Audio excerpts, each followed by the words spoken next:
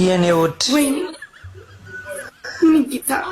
ይህ ጭንቅላት አለኝ ብሎ ቅል ይዞ ሚዞር ሰውዬ ቪዲዮ መልቀቁን አሁንም ተያይዞታል። ጭራሽ አካውንቱም ደግሞ እያደገ ይገኛል። እባካችሁ ለየትኛውም ሃይማኖት ክብር ያላችሁ ሰዎች ይህንን አካውንት መላምቱለት። አሁንም ኢትዮጵያና ኤርትራ ወደ ግጭት ሊያመሩ እንደሚችሉ የቀድሞ ከፍተኛ የጦር አዛዥ ተናገሩ።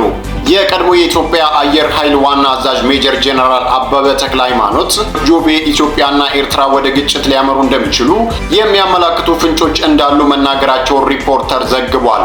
በሀገሮቹ መካከል ጦርነት ቢቀሰቀስ አቅጣጫው ምን ይሆናል የሚለው ጉዳይ የሚታወቅ ነው። የጦርነቱ ዓላማ ሲታወቅ እንደሆነ ጠቅሰው ጦርነቱ አንድም አሰብን መያዝ፣ ሁለተኛው ደግሞ ሻዕቢያን ማስወገድ ሊሆን ይችላል ሲሉ አስረድተዋል። የሰሞኑ ጉዳይ አሁንም አጨቃጫቂነቱ ቀጥሏል። የሽግግር መንግስት በተናጠል በክልል ደረጃ ሊመሰረት አይችልም ሲሉ የትብብር ፓርቲዎቹ ገልጸዋል። መኢአድ፣ ኢህአፓ፣ አማራ ጊዮናዊ ንቅናቄና እናት ፓርቲ በጋራ በወቅታዊ ጉዳይ ላይ መግለጫ አውጥተዋል። በዚህ መግለጫቸው የሰሞኑ የኦሮሞ ፌዴራሊስት ኮንግረስ እና የኦሮሞ ነጻነት ግንባር ምክክርና የተላለፈው ውሳኔ ተቃውመዋል። እሳት ላይ ቤንዚን እንደ ማርከፍከፍ ይቆጠራል ሲሉም ገልጸውታል። ፓርቲዎቹ ሀገራችን የገባችበት ፖለቲካዊ፣ ኢኮኖሚያዊ መስቀልቀል ወደ ሀገራዊ ቀውስ እያደገ ባለበት ከዚህ ለመውጣት አገር አደር ርብርብ በሚያስፈልግበት በአሁኑ ወቅት የኦሮሞ ፌዴራሊስት ኮንግረስ የኦሮሞ ነጻነት ግንባር የደረሱበት ስምምነት በአመዛኙ እሳት ላይ ቤንዚን እንደ ማርከፍከፍ የሚቆጠር ቀን አይቶ የመጣል አዝማሚያ ያለው ሆኖ አግኝተነዋል ብለዋል። ተወዳጇ ድምፃዊ ቬሮኒካ አዳነ ማርቼትን ምክንያት በማድረግ በኢትዮ ፓረንትስ ትምህርት ቤት ተገኝታ የህይወት ልምዷን አካፍላለች።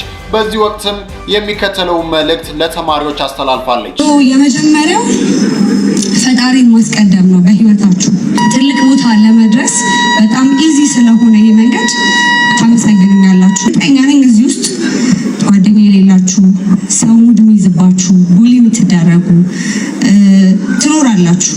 እንደዚህ አይነት ሰዎች ናቸው አብዛኛው ጊዜ ትልቅ ቦታ የሚደርሱት። ለምን? መገፋትን ያውቁታል፣ መበደልን ያውቁታል፣ መጥፎ ነገር ተደርጎባቸው ያውቁታልና። ጠቅላይ ሚኒስትር አብይ አህመድ በአምቦ ከተማ የተለያዩ ብስራቶችን ካበሰሩ በኋላ ከህዝቡ ጋር በምታዩት መልኩ በፍቅር ያማረን ጊዜ አሳልፈዋል። እንዲሁም ከአምቦ ህዝብ የተለያዩ ስጦታዎች ተደርገውላቸዋል። ጠቅላይ ሚኒስትሩ የአምቦን ህዝብ አመስግነዋል።